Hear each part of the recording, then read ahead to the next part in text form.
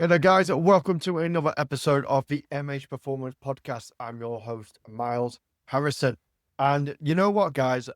I'll be honest. I'll be perfectly honest with you. This is a re-recording of a episode of what the topic I'm going to be talking about today, and that is going to be about getting your first pull-up. Now, the reason why I'm recording this episode is because after I recorded my episode, I had a little bit more time to have a little bit of think about it. And I feel like there was a few things that I kind of missed in that episode that I think is really, really important. Now I've had a little bit of a listen to it. So just to let you guys know that obviously I'm always looking to give you guys the best information that I possibly can that I know. And if I've gone away from something and I'm not 100% happy with it, then I will re-record this for you. Point proven. So anyway, now let's get straight back into the episode. So obviously getting a first pull-up is a big thing for a lot of people. A lot of people want to achieve the fact that they can do a pull-up. And there's a lot that happens with a pull-up. There's a lot of reasons why a pull-up is particularly a hard skill to particularly do. One of them is generally having arms overhead. There's not a lot of people who are strong overhead. And that can vice versa for arms when they're behind the back. It's just a position that we're not generally stronger in. So most people are not really that strong in that position. Not only that, I don't think a lot of people actually train in those positions. So we always train in this kind of midsection. So you think like bench press, seated rows, single arm rows, cable rows. There's very rarely that we'll train overhead movements or actually have the strength or actual adequate mobility to get into those positions into the first place. So when we're doing a pull-up, there's a few things that tends to happen. When we start at the bottom position, my teres minor, so one of the rococa muscles of the shoulder, has to go and pull my arm into the socket and get my lat in a more favorable position. Okay? So this is going to be shoulder to press. We're going to use the other things like our rhomboids, serratus. They're going to also be used to obviously stabilize the shoulder joint as well. And then obviously as we pull, the lat gets more involved as well. The rhomboids and the traps also get involved as well. To all work in this motion of what we would call is downward rotation of the scapula. So the scapula, as we kind of know, kind of protracts and retracts, but as our arm goes overhead, we call it upward rotation, which means it moves upward on an angle to allow our arms to go overhead. And then vice versa. If we pull our arms toward midsection and we adduct, then we would call that downward rotation as the scapula moves more into the midline and all that as well. So now we've got that generally out of the way, we can explain. Now, when it comes to a pull-up, a lot of people think that the pull-up fails at the top. So this will be pretty much like downward rotation, squeezing of the shoulder blades, top of the motion. But it actually doesn't. It actually fails more at the bottom position because stabilizing the shoulder, or should I say the humerus, the arm in this position, is a very hard task to do. We're not particularly strong in it, like I mentioned before, but there's a lot of things that are happening for that elbow, for that upper arm, the humerus, to stay in the joint socket. And these muscles are going to be the rotator cuff muscles. They're going to be the tricep, bicep, the traps, rhomboids, serratus, lats. All these muscles have to work to obviously stabilize that joint to therefore allow ourselves to pull ourselves into that position. Now, a lot of people, when they go straight into a pull-up, they'll kind of do a lot of these kind of things. First of all, they'll do lat pull-downs, assisted pull-ups, and eccentric pull-downs, or pull-ups if you want to say that. So for people who don't know the latter, assisted ones will be usually like they've got a band on their knees, they've wrapped it onto a pole, and then eccentrically, so they slowly lower it down. They start from the top and they lower themselves down into that bottom position. I don't mind that one, and there's a reason why I'm specifically targeting that one, and that's mainly because it's probably not the backwards way of doing it, but there's a lot of things you can do that's going to give you probably a greater return on it. So one of the exercises that I think that will be a really good movement for you to do is a press up. Same thing has to apply. Obviously, a lot of things have to work to stabilize the shoulder joint in that position as well. That's a good thing. And we'll get a little bit more into the mechanics of all that and why we want to as well. But the other exercise I think is a really good exercise to do when you're doing a pull up is the dip. And a lot of people don't use dips in their pull up programs. And I'm going to tell you the reason why I think the dip is a really good exercise for getting your first pull up. So, like I mentioned before, the way that we generally fail at a pull up is the fact that we can't stabilize our arm and our shoulder to get ourselves in a favorable position so that we can use lats to pull ourselves up.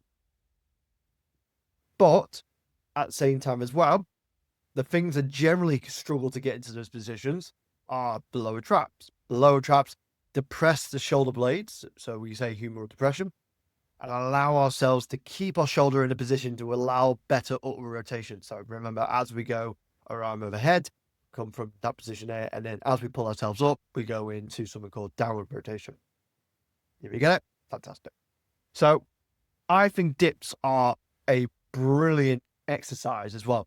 But not only that as well, the triceps have got a really nice synergistic relationship with the lats in the sense that they're kind of fibers of those muscles kind of run opposite to each other. So what I mean by that, as the lat is working to pull you up, your tricep is working to kind of stabilize the joint, and they've got a really good opposite relationship with each other. And a lot of people don't tend to really think about it, or the people that I've kind of spoke to don't really kind of have that kind of thought process when they're thinking about doing programs for people to get their pull-ups.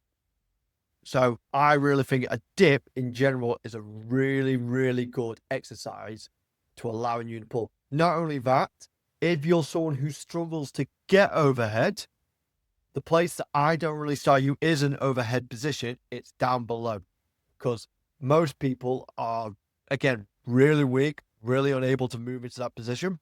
So I want them to get them thinking about arms down and get the arms behind their torso to allow them push, because then they can get into that original movement where they're going to get a little bit of depression of the shoulder as well. Serratus are going to have to work. Not only that, so you can't really see this on a podcast, but as my arm goes into what we call hyperextension, so my arm going behind my torso, my lat now has to work to stabilize that joint. Okay, it actually flexes the shoulder, so it brings it back to the midline. So in a way, the lat is also being used in a dip. So again, dips are a really good exercise if you're someone who wants to start building strength for the overhead position, but also really good for getting yourself into the first pull. And then the second exercise I mentioned before is the press up. Now, again, I've mentioned before in the sense of like all the qualities that we want in a pull up is in the press up. But now we're in a more favorable position. We're in now a position where we're in our midsection. A lot of muscles are in there kind of like mid range, which means that we're going to get our last cross sectional regions, and the muscle's going to be the strongest to produce force. But the other qualities is that the rib cage has to also be nice and stacked to the pelvis. And if we can get the diaphragm and the core bracing and nice in line with each other, what we can kind of do is the core musculature can then obviously help stabilize the torso, which means that we've now got to put ourselves into a better position to move the shoulder blades as we move into position, and which is going to allow us to put kind of muscles in favorable positions to then pull and exert force, therefore giving us a better advantage to get in those type of exercises. So if you're not at the stage yet where you could potentially do a pull-up, get really good at doing press-up. Really, really good stepping stone in towards that. If you're doing those type of things and you're doing your dip and your press-up, or trying to also clean something on my table at the same time as well, don't know why I'm starting that, then what you can start doing it is start adding the eccentric component of the movement. Now, we are a lot stronger eccentrically than we are concentrically. So if you're not understanding of those terms, concentrically is when a muscle produces force to shorten a muscle, and eccentrically is when we produce force to lengthen them. But muscles just pull. They just kind of just pull everything from exertion to origin together. But if we're applying eccentric force, so some people say force absorption, some people say negative contraction, whatever you want to call it, then it's really how that muscle resisted force applied onto it as well. So, or in another way, a simpler term of it is the eccentric term will be the lowering part of any type of movement where something is getting lengthened. They can be really good as maybe a part of warm up, because you'll need quite a lot of coordination to do those type of movements as well. But I really think that you can get a lot more benefit from doing the dips, the press ups, even the assisted pull up machine, because in a way, you have to organize yourself in position as well, and you're slowly incrementing less load of weight to really help you out as well. I also think as well, the lat pull down as well could be a really good exercise, obviously, to help you guys get your first pull up. Obviously, because we're straining them on, it's a stable movement, which means loud that we're going to be able to produce more force. But without rabbling on like I'm starting to do right now, they're going to be the main key things you want to kind of think about. So if I kind of like wrap it all up now, when we're doing a pull up, is when it comes to a pull up, we're mainly going to be failing at bottom position because we're not able to stabilize the shoulder joint to put ourselves into a variable position to pull. What we need to work on then is making sure that the core is in a good position and stable and able to organize the pelvis with the rib cage as well, so we can make sure that our core's in good shape. That's going to allow us to have more freedom of movement at the shoulder blades. So remember, we're going to move into upward and downward rotation of the shoulder blades as well, which means that's going to give us a better chance at allowing our humerus, our upper arm, to move overhead. Once we've got those in check, we can start building some strength, and we've got the mobility side checked out on a bit. From there, we can start moving into movements like our mid-range movements. So press ups. If you want to go more stable, you can go seated chest press, seated row. I know I've not mentioned those before, but they can really help as well. And also as well, you can also reach low with the dip. Again, really good exercise for helping you get over position and stabilize the shoulder joint. And then from there, we can look into, obviously, then getting our arm overhead. Can we look into things like the lat pull downs, for example, to eccentrically move us into that position? We can go eccentric pull up, keep saying pull downs, eccentric pull ups, pull downs, whatever you want to call them, to kind of like, again, to get us a little bit stronger in that position. And then make sure that we're also including the assisted pull ups. And then from there, rinse and repeat, keep going in there. And then sooner or later, guys, you eventually will be able to get your first ever pull up. And it might not be the most prettiest, but it's just a combination of all those things repeating themselves and stuff like that. But hope that kind of helps you guys in the sense of what's actually happened deeper within the muscle to allow in the body to allow you to do an actual proper pull up. If there's anything that I've said that you guys are not 100% sure on, I'm more than happy to make sure that you're comfortable and confident with understanding the logistics of what all I just said, or if you just generally want to have a conversation about it. But I think that's it, guys. I think I'll leave that there. Now, you probably know that if you've listened to this, you've probably got another 10 to 15 minutes. Why don't you go and watch another episode? Go and listen to another one. And I'll see you guys over there. But as always, guys, thank you very much for listening to this episode of the podcast. And as always, improve your performance. I'll see you guys later.